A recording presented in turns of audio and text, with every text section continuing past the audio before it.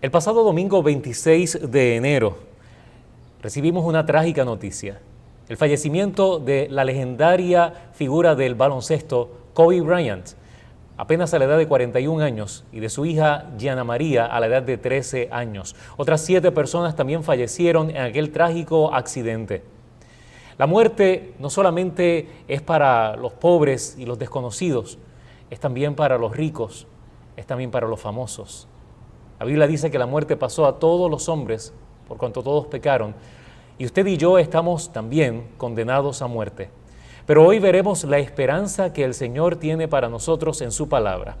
Lo invito a abrir su Biblia y a que juntos busquemos la esperanza que el Señor nos ofrece a través de su palabra. Amén. En primer lugar, vamos a ver el origen de la muerte. ¿De dónde sale este misterio de la muerte? Encontramos en Génesis capítulo 1, versículo 31, que Dios creó todo perfecto, bueno en gran manera. Génesis 1:31 nos dice así. Bueno, entonces Dios contempló todo lo que había hecho y vio que era bueno en gran manera, y fue la tarde y la mañana del día sexto. Dios creó todo perfecto, bueno en gran manera. Hemos dicho en otros programas que el mundo que vemos, la situación que vemos en la actualidad no es el mundo perfecto que Dios creó. Algo ocurrió con ese mundo perfecto que Dios creó, donde no había muerte, no había tristeza, no había enfermedades, accidentes. ¿Qué fue lo que ocurrió? Leemos lo que dice la palabra de Dios en Romanos, el capítulo 5 y versículo 12. Leo así: así como el pecado entró en el mundo por un hombre, y por el pecado la muerte, así la muerte pasó a todos los hombres, pues todos pecaron. Así que una decisión ajena a usted y a mí condujo a que el pecado y la muerte entraran en el mundo. Es como si Adán hubiese abierto una puerta. En esa puerta de esa decisión que él tomó, entró el pecado. Y junto con el pecado entró también la muerte. Y la Biblia dice que la muerte pasó a todos los hombres. Un enemigo ha hecho esto. Jesús hizo una historia que se registra en Mateo capítulo 13, versículo 28, donde en un campo está sembrando trigo. Hay un grupo de personas sembrando trigo en aquel campo. Ellos siembran buena semilla.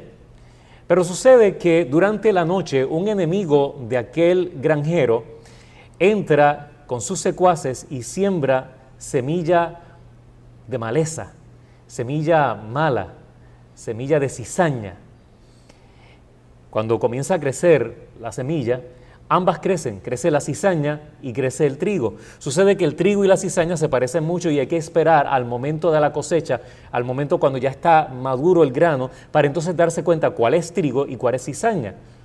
Cuando los trabajadores se dieron cuenta de que ellos habían sembrado buena semilla, pero ahora había cizaña también junto con el trigo, le preguntaron a su jefe, al dueño de la finca: ¿quién hizo esto? Nosotros sembramos buena semilla, ¿quién lo hizo? Y entonces aquel hombre dijo: un enemigo ha hecho esto. Dios sembró buena semilla en este mundo, todo era bueno en gran manera, pero un enemigo ha hecho esto. Sí. Las tragedias, las desgracias no son obra de Dios. Un enemigo ha hecho esto. Vamos a ver lo que nos dice Dios acerca del plan que Él ha propuesto y ha trazado, y que está avanzando ese plan para resolver el problema de la entrada del pecado y de la muerte en este mundo. Tan pronto el pecado y la muerte entraron en el mundo, Dios les reveló a Adán y a Eva el plan de salvación en una cápsula que se encuentra en Génesis capítulo 3 y versículo 15. Enemistad pondré entre ti y la mujer, entre tu descendencia y el descendiente de ella. Tú le herirás el talón, pero él te aplastará la cabeza. Así es. La palabra de Dios nos dice que aquella serpiente antigua que se llama el diablo y Satanás, que originalmente fue un ángel de luz en el cielo, pero que se rebeló contra Dios y desató en el cielo una campaña de difamación contra Dios, ese mismo ángel de luz tuvo que ser arrojado del cielo después de muchas insistencias de parte de Dios, de parte de Jesús, para que se arrepintiera, fue expulsado del cielo, pero lamentablemente una tercera parte de los ángeles del cielo también aceptaron su engaño, aceptaron su plan de gobierno y fueron arrojados del cielo. Eso lo declara la palabra de Dios en el libro de Apocalipsis, el capítulo 12. Entonces, en este planeta, Dios les dio la oportunidad a Adán y a Eva de que tomaran una decisión. Dios siempre nos va a pedir que tomemos una decisión. Tomamos decisiones a veces sencillas diariamente, pero hay decisiones que son eternas. Y la decisión de seguir a Dios o rechazarlo, seguir a Jesús, aceptarlo como Salvador o rechazarlo, es una decisión que repercute para esta vida y para la vida venidera. Adán y Eva tuvieron que tomar una decisión, sí, y esa decisión la tomaron frente a un árbol que se declaró como el árbol del conocimiento del bien y del mal. Lo encontramos en la Biblia, en Génesis capítulo 3. Adán y Eva tomaron una decisión consciente de seguir el plan de gobierno del enemigo de las almas, de aquel lucero, de aquel ángel rebelde, y abrieron la puerta para la entrada de su gobierno, del gobierno del enemigo, y hemos visto cómo el enemigo ha sembrado la cizaña a través del tiempo. Se ha desvelado, se ha declarado públicamente cómo es que él gobierna, y su tipo de gobierno es el que vemos. Pero la Biblia dice, en Génesis capítulo 3, versículo 15, que el Señor trazó un plan de salvación, lo presentó a Adán y Eva, y ese plan consiste en que un descendiente de Eva iba a venir e iba a destruir a ese enemigo que estaba y está sembrando cizaña en este mundo. ¿Cómo lo hizo? Nosotros en aquel momento, Adán y Eva probablemente lo vieron en sombras, en símbolos, algo un poco críptico, tal vez un poco difícil de entender para ellos, pero nosotros que vivimos después de la cruz del Calvario podemos entender a qué se refería. Sí. El descendiente de la mujer, esa simiente de la mujer es Jesús. Y él en la cruz del Calvario, cuando Satanás pensaba que lo tenía de su lado, que lo tenía destruido, con su muerte en la cruz del Calvario y su resurrección, él venció al que tenía el imperio de la muerte, al diablo. Amén. Lo venció y está vencido. Sí. Y esa victoria puede ser tuya, amigo televidente, si aceptas a Jesucristo como tu Salvador y tu Señor. Ahora, la palabra de Dios, allí en Génesis 3:15, nos está diciendo que Él iba a aplastar la cabeza de la serpiente, a destruir a la serpiente, y que iba a traer el reino de la gracia a este mundo. El reino de la gracia que el Señor quiere traer a tu vida y a mi vida. Estando un obispo de la Iglesia Metodista Episcopal del Sur a bordo de un barco llamado New Orleans, vio a un hombre que iba furtivamente a un cuarto y abría y cerraba la puerta precipitadamente. Estaba pasando algo en el interior de aquel cuarto. Sospechó que era un caso de fiebre amarilla. Y después de instar a los oficiales del buque, se le informó que se trataba de un sacerdote católico que había contraído esta espantosa enfermedad. Insistió en que se le dejara entrar al cuarto, y cuando abrió la puerta, el repugnante olor del cuarto lo detuvo por un momento. Al entrar, encontró a un hombre a punto de morir. Por 24 horas no se le había dado una taza de agua a aquel hombre enfermo. Pero ¿cuál no sería su sorpresa, la sorpresa de aquel obispo metodista, cuando encontró que sobre aquel lecho había un compañero conocido por él? Lo cuidó y fue el instrumento de Dios para que recobrara la salud. Aquel hombre arriesgó su vida para darle salud a un extraño enfermo, pero inesperadamente salvó a un amigo conocido. Jesús, amigo televidente, entró a este planeta desahuciado y pestilente, entró a este mundo para rescatarte a ti y a mí del pecado y de la muerte. Solo espera que tú te dejes rescatar. Solo espera que tú aceptes el rescate que Él ofrece. La Biblia dice en Lucas capítulo 19, versículo 10, que Él vino a buscar y a salvar lo que se había perdido. ¿Le permitirás rescatarte, amigo televidente? Ahora, cuando perdemos un ser amado, eso deja un dolor grande en nuestros corazones. Cuando Kobe Bryant falleció junto a su hija y otros 7 ocupantes de aquel helicóptero, personalidades del mundo del deporte declararon el dolor que sentían ante el fallecimiento de su amigo, de su compañero, Kobe Bryant. El dolor llega a nuestras vidas y es como si nos arrancaran de golpe un pedazo de nuestro cuerpo cuando un amigo, cuando un familiar se va de nuestras vidas. Entramos en un periodo muy difícil de nuestra existencia. Pero también la Biblia nos dice que aún en medio de esas situaciones Dios quiere ser un bálsamo para nuestras vidas. La Biblia nos declara en el Salmo 46, versículos 1 y 2, Dios es nuestro amparo y fortaleza, nuestro pronto auxilio en todas nuestras tribulaciones. También la Biblia nos declara en Mateo capítulo 11, versículo 28, Jesús dijo, venid a mí todos los que estáis trabajados y cargados, que yo os haré descansar. Hay descanso en Jesús. ¿Cómo Jesús nos da ese bálsamo? Jesús nos dijo, me voy, pero les voy a enviar otro consolador. Esta palabra la encontramos en Juan capítulo 14, los versículos del 16 al 18.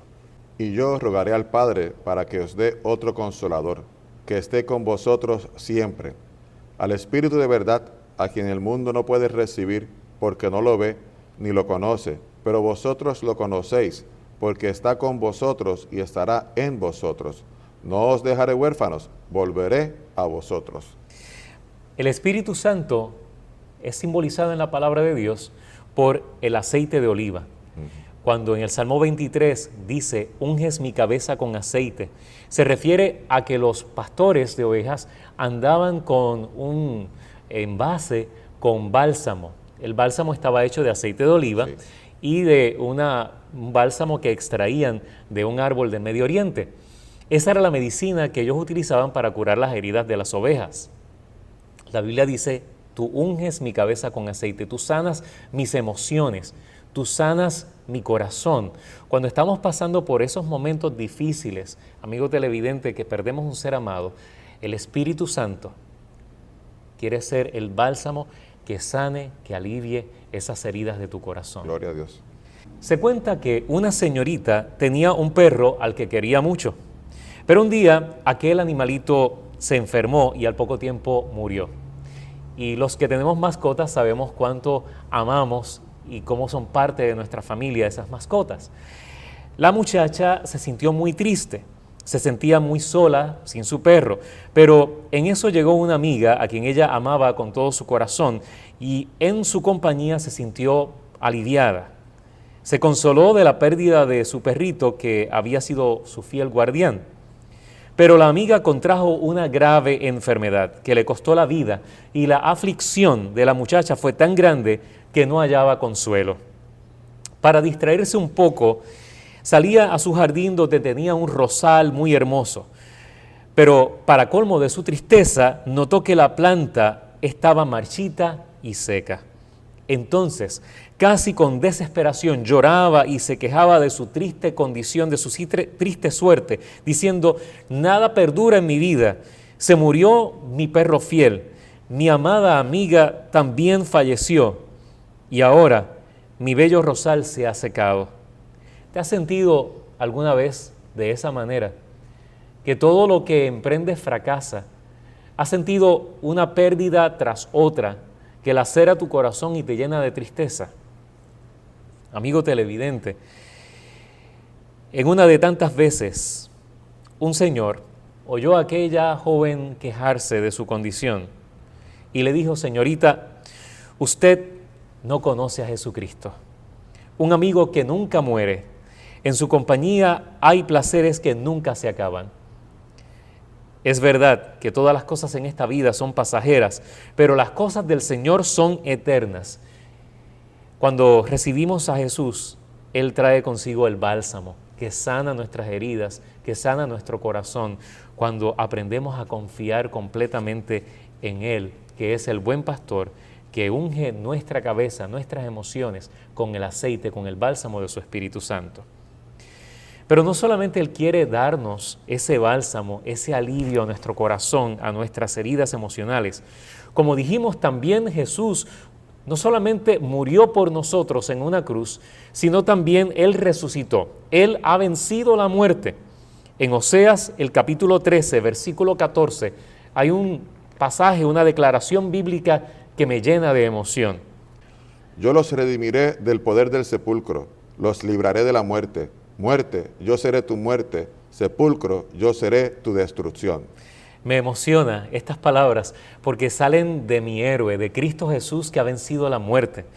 Le dice a la muerte directamente: oh muerte, yo seré tu muerte. Sí. Me emociona sobre todo porque en el año 1975, un 13 de septiembre, era un niño apenas, pude ver a mi mamá caer al suelo para no regresar.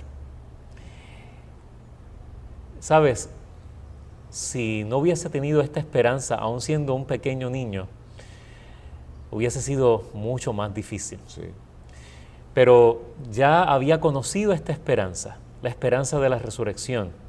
Lo que la Biblia nos dice: oh muerte, yo seré tu muerte. Algún día yo me encontraré otra vez con mi mamá. Gloria a Dios. La Biblia nos dice en 1 Tesalonicenses 4, del 13 en adelante, nos da una esperanza maravillosa. Y es la esperanza que quiero compartir contigo en esta ocasión. La esperanza que es mi esperanza, que deseo que sea tu esperanza también. Hermanos, no queremos que ignoréis acerca de los que duermen, para que no os entristezcáis, como los que no tienen esperanza. Creemos que Jesús murió y resucitó, y que Dios traerá con Jesús a los que durmieron en él.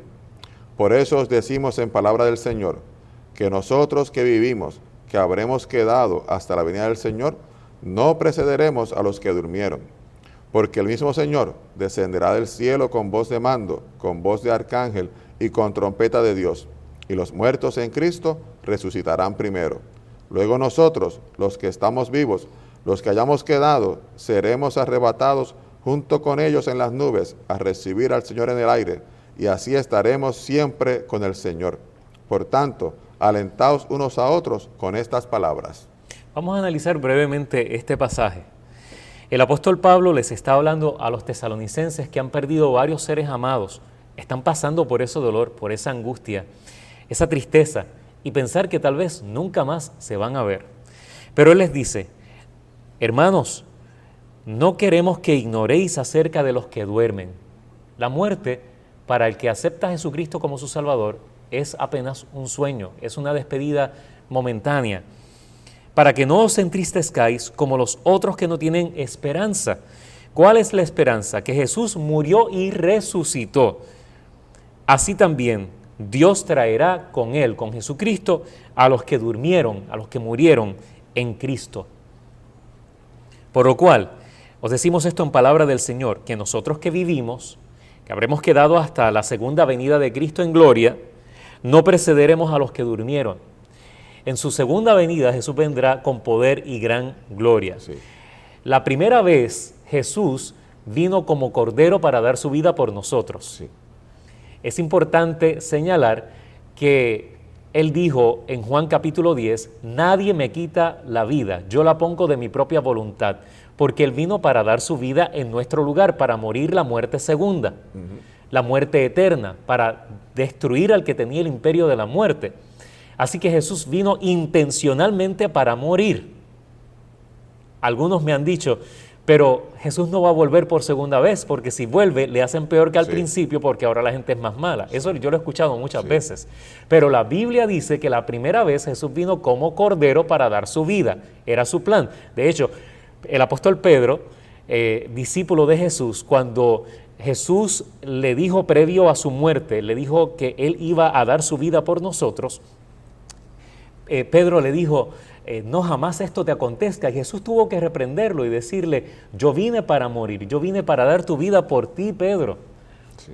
Entonces Jesús vino para morir, vino como cordero para dar su vida por nosotros, pero cuando venga por segunda vez, vendrá como Rey de reyes y Señor de señores. Por eso la Biblia dice que el Señor con voz de mando, con voz de arcángel y con trompeta de Dios descenderá del cielo y los muertos en Cristo resucitarán primero. Sí. Tiempo después de que mi mamá falleció, escuché el sueño que tuvo mi abuelo, el papá de mi mamá. Él había visto 2 días antes del fallecimiento de mi mamá, en un sueño, un ataúd abierto. Y en aquel ataúd, al lado había un ángel. Mi abuelo trataba de identificar la persona que estaba en el ataúd, pero no lograba ver quién era. Y el ángel que estaba al lado del ataúd le dijo: no te preocupes, porque esta persona está sellada para vida eterna. Gloria a Dios. Eso ocurrió 2 días antes del fallecimiento de mi mamá. Yo sé que mi mamá está sellada para la resurrección. Amén. Y anhelo, desde que tenía 4 o 5 años, anhelo el regreso de Jesús porque voy a encontrarme con ella otra vez. Amén. Dios me dio el privilegio de tener una segunda mamá que me crió y doy gloria a Dios por eso. Y cuando estemos en la resurrección, nos vamos a encontrar todos y vamos a formar una familia. Gloria a Dios. Cristo ha de volver en las nubes del cielo. Nuestra esperanza está basada en la resurrección de Jesús. Jesús murió y resucitó. Él vendrá con poder por segunda vez. Él ha vencido la muerte. El postrer enemigo que será destruido será la muerte. Pero esa esperanza es solamente para aquellos que voluntariamente deciden, frente a otro árbol, la cruz del Calvario, deciden recibir el sacrificio que Jesús hizo por ti y por mí. Solamente tienes que aceptar ese sacrificio que Jesús hizo por ti y por mí y recibirlo como tu Salvador personal y como el Señor de tu vida. Amén. Lo harás, aceptarás a Jesucristo como tu Salvador, abrirás la puerta de tu corazón a esta esperanza. Yo he abierto mi corazón a esa esperanza y tengo esa esperanza viva en mi corazón. Habrá una reunión familiar cuando Cristo venga. Amén. ¿Estarás listo para esa reunión familiar? Dios te bendiga. Amén. Amén.